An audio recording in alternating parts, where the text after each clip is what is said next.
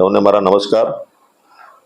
આજે ગુજરાતમાં જે શિક્ષકો માટેની જે ફરિયાદ જે ઊભી થઈ છે એમાં કેટલાક અંશે અમારા શિક્ષક મિત્રો જવાબદાર છે।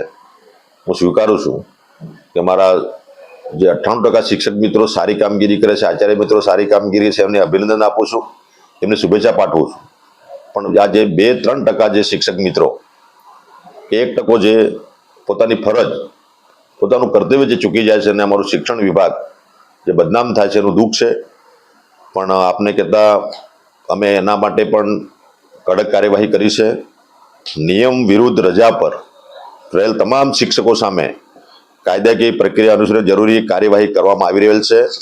આપને કહેતા મને આનંદ છે કે જે ફરજ મોકૂફીનો નિર્ણય અમારા વિભાગે અમે લીધો છે સંયુક્ત મળીને, માનનીય મુખ્યમંત્રી શ્રી ભૂપેન્દ્રભાઈ પટેલ સાહેબનો સ્પષ્ટ સંદેશ છે કે ભાઈ આપણે ખોટું કોઈનું ચલાવવાનું નથી।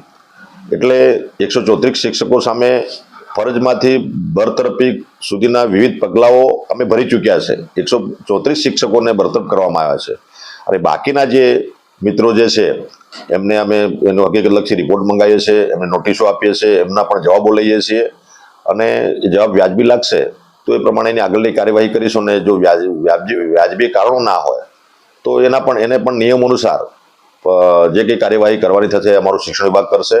અને સાથે સાથે જે હાજરી બાબતની જે બાબતો મારા ધ્યાનમાં જે આવી છે, જામનગર હોય, સુરત હોય, એટલે હાજરી બાબતે પણ મારે આપના માધ્યમથી મારે બધાને જણાવવું છે કે હાજરી એ ઓનલાઈન પૂરાય છે એવું જ નથી। હાજરી છે ને ઓનલાઈન તો છે જ, પણ સાથે સાથે ઓનલાઈન ઓફલાઈન જે પ્રક્રિયા છે આપણી એ પણ ચાલુ છે। ઓફલાઈન દરેક સ્કૂલમાં આપણું રજિસ્ટર છે અને જે શિક્ષક મિત્રો 11 થી 5 નોકરી માટે જાય છે, 10:30નો ટાઈમ હોય છે આપણો, 10:30 પહોંચે, 10:30 સાઇન કરે, ટાઈમ નોંધ મારે, બપોરે 2 વાગ્યે પછી ફરીથી એમને જે 2 વાગ્યા પછી ફરીથી એમને ટાઈમ લખવાનો હોય છે, સાંજે છૂટતી વખતે પણ 5 વાગ્યાનો ટાઈમ એમને નાખવાનો હોય છે। આ ઓફલાઈન પ્રક્રિયા અમારી આજની તારીખે ચાલુ છે અને સાથે સાથે ઓનલાઈન હાજરી પણ અમારા જે CRC અને આચાર્યશ્રી અને BRC સુધી એ પહોંચેલું છે કે અમારું વિદ્યા સમીક્ષા કેન્દ્ર સુધી આ ડેટા પહોંચતો હોય છે। અને શિક્ષક મિત્રોની હાજરીની સાથે સાથે આપણે વિદ્યાર્થી મિત્રોની પણ હાજરી આપણે આ રીતે લેતા હોઈએ છીએ। આનાથી આમ તો સવિશેષ જે શિક્ષકોમાં નિયમિતતામાં જે પ્રમાણ છે એનું વધ્યું છે પૂરા ગુજરાતમાં, એનો પણ મને આનંદ છે। હા, આ બાકી કેટલીક જગ્યાએ જે ખોટી રીતે કોઈ હાજરી પૂરી હશે, ઓનલાઈન ડેટા અપલોડ કર્યો હશે, પણ એનો ફાયદો એ થયો છે પૂરા ગુજરાતમાં કે આ વિદ્યા સમીક્ષા કેન્દ્રના માધ્યમથી જે ઓનલાઈન હાજરી પૂરવાની સિસ્ટમ આવી તો થોડો એનો બેનિફિટ થયો છે। કેટલી જગ્યાએ જે લોકો છેવાડાના વિસ્તારમાં, અંતરિયાળ વિસ્તારમાં નહોતા જતા, ગમે ત્યારે હાજરી માસ્ટરમાં લખીને ટાઈમ લખી દેતા હતા, એ ઓનલાઈન હાજરીના પ્રમાણમાં ઓનલાઈન હાજરી જે શરૂ કરી એ સમય અંદર ટાઈમ જાય છે, એટલે એના માધ્યમથી એમાં સુધારો થયો છે। પણ તેમ છતાં કેટલાક આ જે 1% જે શિક્ષક મિત્રો છે અથવા આચાર્ય મિત્રો છે એ નાની મોટી ક્ષતિ કરતા હોય છે, અમારા ધ્યાન પર છે। આવનારા સમયમાં આ જે નાની મોટી ક્ષતિઓ જે અમારા શિક્ષક સમાજ તરફથી, અમારા કેટલાક શિક્ષક સમાજ તરફથી, કેટલાક આચાર્ય મિત્રો તરફથી થઈ રહી છે, એ બધી જ બાબત અમારા ધ્યાને છે ને એનાથી વિશેષ બીજી બધી બાબતો અમારા ધ્યાન પર આવી છે જે અત્યારે મીડિયામાં નથી, આપણી પાસે નથી।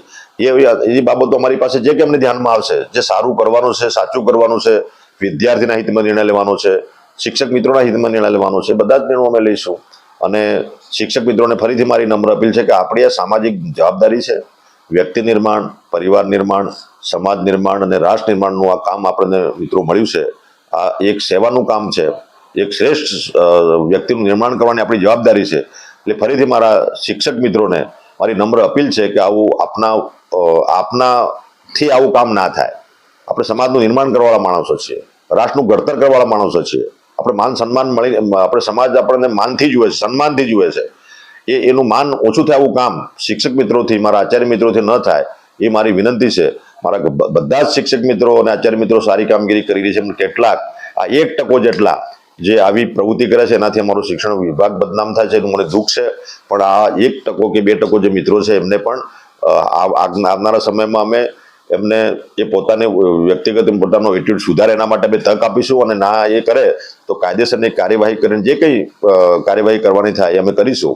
અને નિયમ અનુસાર એમને પણ બરતરફ કરવાની વ્યવસ્થા સુધી અમે પહોંચવું ના પડે અને પહોંચવું પડે તો પહોંચીશું, પણ એક દાખલો બેસાડીશું આવનારા સમય.